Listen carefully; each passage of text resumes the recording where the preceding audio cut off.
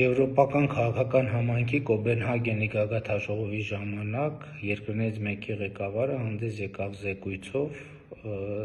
այն մասին, որ իրենց երկրում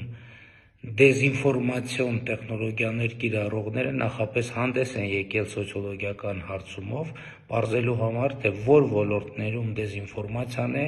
որ հանրության վրա առավել մեծ նեգատիվ ազդեցություն կունենա նրանց տրամադրելու պետության և կառավարության դեմ, և պարզվել է, որ դրանք 4 ոլորտներն են. առաջինը ազգայնությունը կամ ազգայինությունը, երկրորդը եկեղեցին,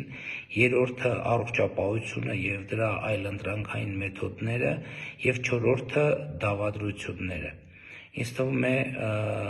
պարզ է, թե առակս ինչ է ցուցանում, և հաջորդ հետևությունն այն է, որ մեր հանրությունը այնուամենայնիվ շատ հարցերով շատ չի տարբերվում եվրոպական շատ հանրություններից։